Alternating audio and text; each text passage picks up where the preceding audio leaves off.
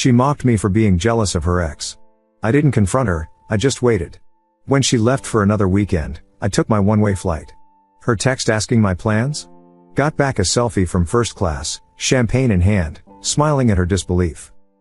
I should have known something was off when she started sleeping with her phone under her pillow. My name doesn't matter, but I'm 31 and work as a specialized audio engineer for high-end recording studios. The kind where A-listers drop $10,000 a day to lay down tracks. My wife Nyla, 29, luxury real estate agent, used to love that about my job. She'd brag to her friends about the time I mixed a Grammy winner's album or how I had dinner with that rapper everyone knows. We'd been married 3 years, together for 6. Had the whole setup that looked perfect from the outside, a downtown loft with floor-to-ceiling windows, careers that put us in the top tax bracket before we hit 30, dinner reservations at places with month-long waitlists. I thought we were solid. The changes started small. Nyla would flip her phone face down during meals. She'd take calls in the bathroom with the water running. Client stuff, she'd say, waving me off. You know how demanding these buyers get. I bought it at first. Luxury real estate in our city was cutthroat, and Nyla was good at her job. Really good. She'd closed a $4.2 million penthouse last month alone. So yeah, clients called at weird hours. Made sense. But then came the texting. We were at Nobu on a Thursday night, our usual spot, and her phone hadn't stopped buzzing since we sat down. Not calls. Just this constant stream of messages that had her smiling at her screen like she'd won the lottery. Who's got you so entertained? I asked, keeping my tone light. She didn't even look up. Nobody. Nobody's pretty chatty tonight. That's when she finally raised her eyes, and I saw something I'd never seen before. Contempt. Pure, undiluted contempt. It's George, she said, like I was supposed to know who that was. My ex from college. We reconnected on LinkedIn a few weeks ago. He's in commercial development now. Your ex? Yes, my ex. From 8 years ago. She rolled her eyes. We're friends. Adults can be friends with their exes without it being some big thing. I didn't say it was a big thing. Your face did. She leaned back, crossing her arms. God, you're being pathetic. What, you're jealous now? Of someone I dated when I was 21? The word hung between us. Pathetic. I could have argued. Could have pointed out that she'd never mentioned this George before, that she was texting him through our entire date, that something about this felt wrong in my gut. But looking at her face, that smug certainty that she held all the cards, I made a different choice. You're right, I said. My bad. She blinked, surprised. Oh. Okay. Good. We finished dinner in relative silence, her thumbs dancing across her screen between bites of black cod. I paid the check, we went home, she stayed up another hour in bed texting while I pretended to sleep. The next morning, after she left for her early showing, I sat at our kitchen island with my coffee and opened my laptop. Not to spy, not yet. Just to think. I created a new folder buried deep in my work files. Named it Project Timothy after the random name of a session musician I'd worked with once. Inside that folder, I opened a spreadsheet. Column A, date. Column B, time. Column C, incident. Column D, evidence. First entry, November 14th, 8:47 p.m., texting George, ex-boyfriend, through entire dinner at Nobu. Claims they're just friends. Called me pathetic for asking. I stared at that entry for a long time. Part of me wanted to delete it, to trust my wife, to go back to being the guy who didn't document his marriage like a crime scene. But another part, the part that had noticed her new Victoria's Secret sets she never wore for me, the part that heard her whispering on late night calls, the part that saw how she looked at me now like I was furniture, that part saved the file. I titled the spreadsheet Timeline. I had no idea what I was starting. The spreadsheet grew faster than I expected. November 16th, 2:15 p.m., showing a property in Tribeca. Gone for 4 hours. The listing she mentioned sold 2 weeks ago. November 19th, 11:30 p.m., shower at midnight after wine with the girls. Her hair was already washed. November 22nd, 7:45 a.m., new password on her phone. Claims it's for security after a client data breach at her firm. There was no breach. I kept my routine exactly the same. Woke up at 6:30, made coffee for both of us, kissed her goodbye when she left for work. Acted like the same predictable husband she'd been dismissing at dinner parties lately. "Oh, that's just how he is," she'd tell her friends when they asked why I was so quiet. "All those hours with headphones on, mixing other people's music. He lives in his own world." Let her think that. Our shared laptop sat on the kitchen counter, the one we used for Netflix, online shopping, household stuff. Nyla had been using it more lately when her phone was charging. One night, while she was at another client dinner, I installed something. Nothing fancy, just a basic keylogger. My laptop, my property, completely legal. I wasn't proud of it, but I wasn't ashamed either. 3 days later, I had her Instagram password. Not her main account, that one was full of staged couple photos and property listings. This was Nyla Travels 91, an account with 47 followers I'd never heard of. The profile pic was from our honeymoon in Santorini, but everything else was recent. The messages with George started 2 months ago. "Can't stop thinking about that lunch. You still know how to make me laugh. Your husband seems nice, but does he ever actually see you? I miss how spontaneous we used to be. Remember that weekend in Vermont?" I sat in my studio, supposedly working on a jazz album, reading 3 months of their conversations. She'd been meeting him during her lunch hours, during property showings, during her spin classes that she'd suddenly started taking across town instead of at our neighborhood gym. But I needed more than messages. So I made a call to a guy named Perry who'd done some work for a colleague going through a rough divorce. Private investigator, discreet, cash only. "I need to know if my wife is having an affair," I told him. "How sure are you already?" 70%. "That's usually 95, Perry said. "The gut knows before the brain does. $2,000 retainer, I'll have something within a week." 4 days later, Perry sent me a secure folder. 15 photos, timestamped, geotagged. Nyla entering a brownstone in the Upper West Side. Nyla leaving 3 hours later, adjusting her skirt. Nyla kissing someone in the doorway, tall, decent-looking guy with that Wall Street haircut every finance bro has. But the last photo was the one that changed everything. It was George at a restaurant, arm around a brunette who wasn't Nyla. Perry had included a note, subject's dinner companion is Diane Winters, chief of surgery at Presbyterian. They're married. 3 kids. This wasn't just an affair. This was 2 people blowing up 2 families for afternoon hookups. I sat with that information for a full day. Part of me wanted to confront Nyla immediately, throw the photos on the table, demand answers. But every time I pictured that scene, I saw her turning it around. Crying, apologizing, making promises. Or worse, getting defensive, hiring her own lawyer, turning this into a war where we both lost everything. No. I needed to be smarter. That Friday, Nyla was humming in our bedroom, packing a weekend bag.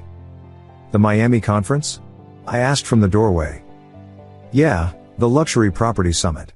I told you about it weeks ago." She held up 2 dresses. "Which one says serious agent but also approachable?" "The blue one." She smiled, the first genuine smile she'd given me in weeks. "You always pick the blue. Hey, maybe when I get back, we should talk about that Japan trip we keep postponing." "Yeah, maybe." She zipped up her bag, completely unaware that I'd already checked with her firm. There was no conference in Miami this weekend. There was, however, a charge on our joint credit card for a boutique hotel called the Pelican Bay Resort. A hotel reservation for 2. I helped her carry her bags to the Uber.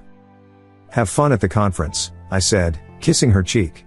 She smelled like that new Tom Ford perfume I didn't buy her. "Don't burn the place down while I'm gone." She was already looking at her phone. "And don't forget to feed yourself actual food, not just coffee and whatever's in the studio vending machine." "I'll manage." The second her Uber turned the corner, I went back inside and made my own call. "Perry? I need you on a plane to Miami tonight."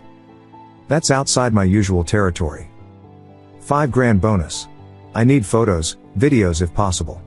Pelican Bay Resort. They're checking in under her name. Done.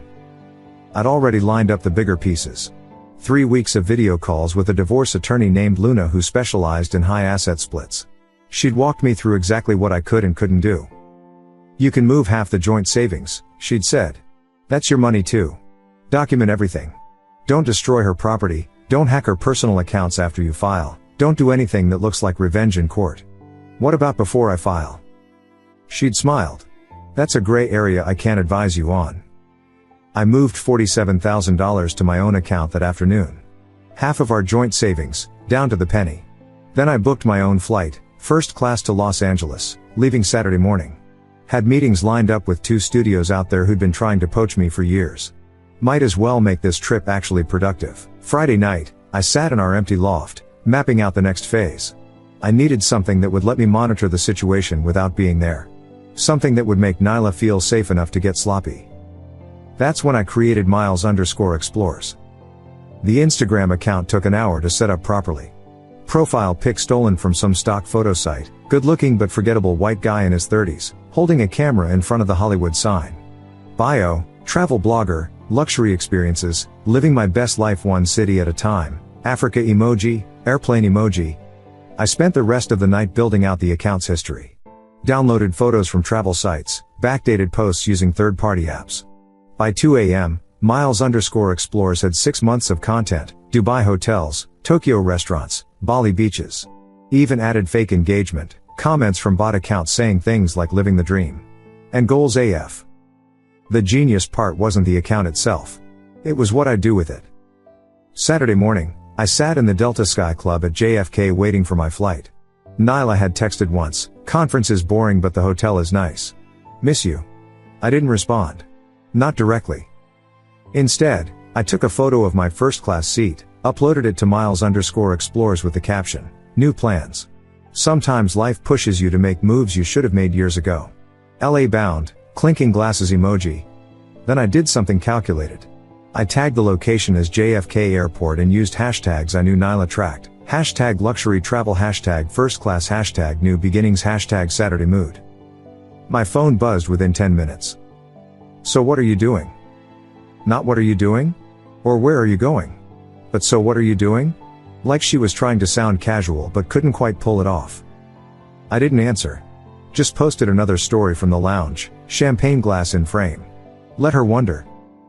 By the time I was boarding, she'd viewed the Miles_Explores story 3 times. The beautiful thing about fake travel blogger accounts? Everyone accepts their follow requests. Even people who should know better. As I settled into 2A, flight attendant offering me a pre-flight drink, my phone showed Nyla's activity. She'd followed Miles_Explores. She'd liked the first class post. She'd even sent a DM, "Love your content. I'm in Miami right now, any hidden spots you'd recommend?" I smiled, accepting the champagne. She had no idea she was talking to me. No idea that Miles was about to become her new best friend. The pilot announced our departure. I put my phone in airplane mode, but not before Perry sent one last text. "They just checked in. Got the lobby footage. You're not going to like who else just arrived." I'd find out who when I landed. When I landed at LAX, I had 17 messages from Nyla and 1 video from Perry. I watched Perry's video first, sitting in the back of a town car heading to the Peninsula Beverly Hills. The footage was grainy but clear enough, Nyla and George checking in at the Pelican Bay, all smiles and casual touches. Then, 30 seconds later, another couple at the same desk. I recognized the woman from George's Instagram, his business partner's wife, Luna. The man with her wasn't her husband. Perry's text explained, "Looks like your wife's boyfriend runs a whole operation. That's couple number 3 from his firm this weekend. Same hotel. Starting to think this isn't just an affair, it's a lifestyle. Jesus. They had a cheating club." Nyla's messages ranged from casual to concerned. "Conference dinner tonight, wish you were here. Hello? Why aren't you answering? Just saw you're in LA? Work thing? Kind of weird you didn't mention it." I switched to the Miles_Explores account. Her DM was sitting there, still asking about Miami recommendations. Time to play. "Miami is amazing right now. Staying at the 4 Seasons but heard Pelican Bay is where the real players go. You there?" Her response was instant, "OMG yes. At Pelican Bay now. Such a small world. No way. I have friends there this weekend too. Investment guys, they do these quarterly meetups. You in finance?" "Real estate actually, but my friend is in development. Maybe we know the same people?" I let that hang for 20 minutes while I checked into my hotel. Let her sweat about whether she'd said too much. Then, "Development? That's hot. Hotel has amazing cocktails BTW. You should hit the rooftop bar tonight around 9. Trust me." "Maybe I will. You seem to know all the spots," winking face emoji. The emoji made me want to throw my phone. This was the woman who'd barely touched me in 2 months, flirting with what she thought was a random travel blogger. I spent the rest of Saturday taking actual meetings.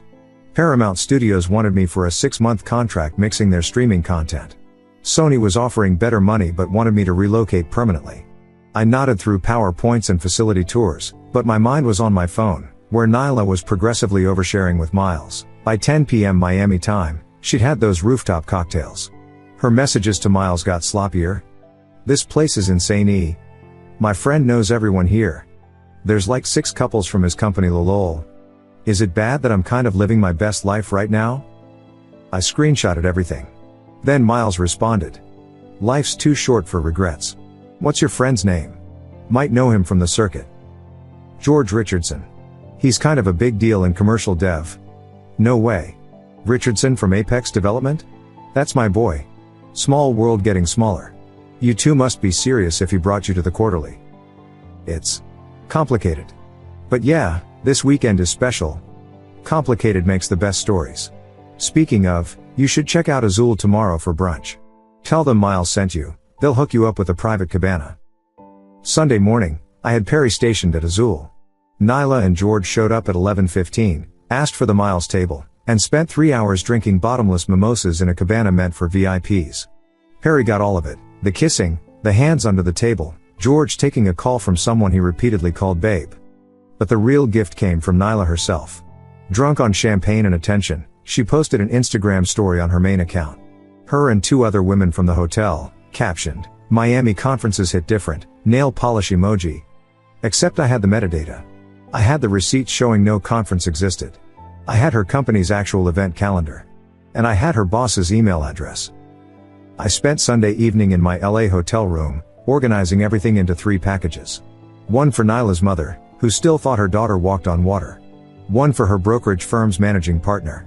And one for Diane Richardson, George's wife, chief of surgery, mother of 3. Each package was scheduled to send at 11 p.m. Eastern, right when Nyla and George would be wrapping up their weekend of living dangerously. My phone rang. "Perry. You need to see this. Check your secure folder." I opened the latest file. It was a photo from 2 hours ago. George down on one knee in their hotel room, Nyla covering her mouth in surprise. He was proposing. The married father of 3 was proposing to my married wife. I stared at the photo for a full minute. George on one knee, holding out what looked like a Cartier box. Nyla's face frozen in fake surprise. I knew her expressions well enough to recognize performance. She'd known this was coming. Perry's next text, she said yes. They're planning to leave their spouses next month. Heard the whole thing through the balcony door. Next month. They had a timeline. An exit strategy. Everything except the knowledge that I'd been 10 steps ahead for weeks. I canceled the 11 p.m. scheduled emails. This called for an adjustment. New send time, 7 a.m. Monday morning. I wanted Nyla to wake up thinking she'd gotten away with the perfect weekend. I wanted her to have her coffee, maybe even post another Instagram story about Monday motivation before her world imploded. I wanted George to be in his office, probably texting his wife about working late again, when the truth landed on his desk. Sunday night, I flew back to New York on a red-eye. Nyla wouldn't be home until Monday afternoon. She texted some excuse about flight delays. I used the time to pack methodically. Not everything, just the essentials and the things that mattered. My father's watch. The mixing board I'd bought with my first real paycheck. Photos of my family, but none of us. At 6:45 a.m. Monday, I sat in a coffee shop 3 blocks from our loft, laptop open, watching the clock. 7 a.m., email 1 launched to Nyla's mother.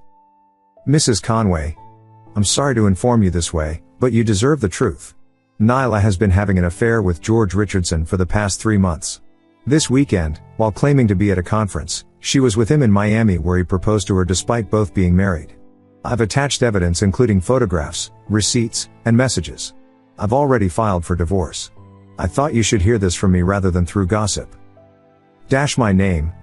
7:01 a.m. Email 2 went to Harrison Lloyd, managing partner at Nyla's firm. Mr. Lloyd, I'm writing to inform you that Nyla has been using company resources and falsifying client meetings to conduct an affair. She's charged several personal hotel stays to her corporate card under the guise of property showings. This weekend, she claimed to be at a luxury property conference in Miami that doesn't exist. As this involves potential fraud, I felt obligated to inform you. Documentation attached. Regards. My name. 7:02 a.m. The third email went to Diane Richardson. You don't know me, but our spouses have been having an affair. Last night, your husband proposed to my wife in Miami. They plan to leave us next month. You deserve better than finding out that way. I'm attaching everything I've documented. I'm sorry. If you need any additional information, I'm available to talk. My name and number. By 7:15, my phone was vibrating nonstop. Nyla's mother called 3 times before leaving a voicemail that just said, "How could she do this to you?" To us? 7:32 a.m., Harrison Lloyd responded, "Thank you for bringing this to our attention. We'll be conducting an immediate investigation. Please have your attorney contact our legal department." 7:45 a.m., Nyla started texting frantically. "What did you do? My mom is crying. Harrison just called me directly, told me not to come to the office. We need to talk. This isn't what it looks like. You don't understand the situation. Where are you?" I didn't respond. I was waiting for the one that mattered. 8:23 a.m., unknown number. This is Diane Richardson. I'm at JFK about to board a flight to Miami. George doesn't know I'm coming. Thank you for having the courage to tell me. He's about to learn what it feels like when someone you trust destroys everything. 8:47 a.m., George started calling Nyla. I knew because she accidentally called me while declining his calls, leaving a 2-minute voicemail of muffled panic. 9:15 a.m., another unknown number texted. You won't believe who just walked into our room this morning. The unknown number was Diane. Security let me into the room with my key. I'm still on the account. Found them in bed. George tried to explain. Your wife ran to the bathroom and locked herself in. I told them they had 5 minutes to pack before I called the police. I sat in that coffee shop, watching the texts roll in like a car crash in slow motion. George's partners at Apex just received an email with everything. Apparently I wasn't the only spouse who got informed today. Your wife is trying to call someone named Harrison. She's crying about her license. They're leaving separately now. George is headed to the airport. He doesn't know I canceled his credit cards an hour ago. The last text from Diane. Thank you. You saved me from wasting more years on a lie. By noon, the collapse was complete. Nyla's Instagram went private, then disappeared entirely. Her mother called me again, this time angry at her daughter, not me. I raised her better than this. I'm so sorry. Whatever you need for the divorce, you have my support. Harrison Lloyd sent a follow-up. Nyla's employment has been terminated effective immediately. Our investigation found multiple violations including expense fraud totaling $12,000. We'll be pursuing criminal charges. Please have your attorney contact us regarding potential restitution to avoid naming you in any civil action. I finally texted Nyla back at 2 p.m. Divorce papers are on the kitchen counter. You have 48 hours to get your things. I'll be staying at the Bowery Hotel until Wednesday. The locks change Thursday morning. Her response was immediate. Can we please talk? Just give me 5 minutes to explain. Explain what? The 3-month affair? The fake conferences? The engagement ring you accepted from a married man? Which part needs explaining? It wasn't supposed to happen like this. No, it was supposed to happen next month when you both left your spouses. I know about the plan, Nyla. Diane knows too. Everyone knows. Silence for 20 minutes. Then, I'm at the loft. Your things are gone. Just the important stuff. You can have the rest. You planned this whole thing. The LA trip, that was all fake, wasn't it? No, I actually got 2 job offers. Taking the Sony one. They need me to start next month. Convenient timing. You're leaving New York? You were leaving me, remember? I just left first. Tuesday morning, my lawyer Luna called with news. She signed everything.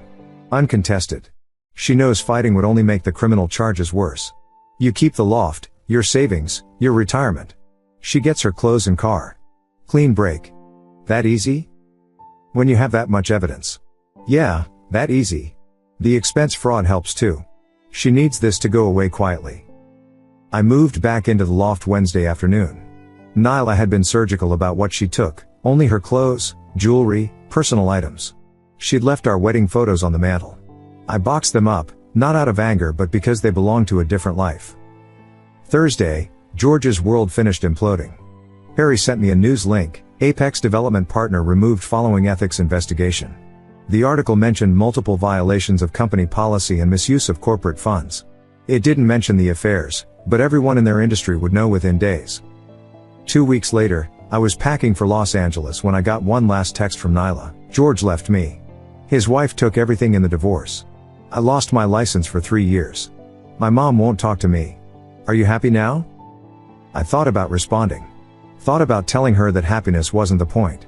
That this wasn't about winning or losing, just about truth finding its way to the surface. Instead, I deleted her number and finished packing. A month into the Sony job, I was mixing tracks in my new Westwood studio when my phone buzzed. A text from an unknown number with a photo attached, a talented vocalist I'd worked with once in New York. Heard you relocated to LA. I'm recording at Capitol Studios next month. Wanna grab coffee? I looked at the message for a long moment, then deleted it and got back to work. I wasn't ready. But for the first time in years, I was free. Revenge isn't about destroying someone. It's about letting them destroy themselves while you build something better. The timeline I'd started with one bitter entry had ended with a new life entirely. Sometimes the best songs come from silence between the notes. Thank you so much for watching until the end. If you really like our videos, please don't forget to like, share, and subscribe. Have a great day.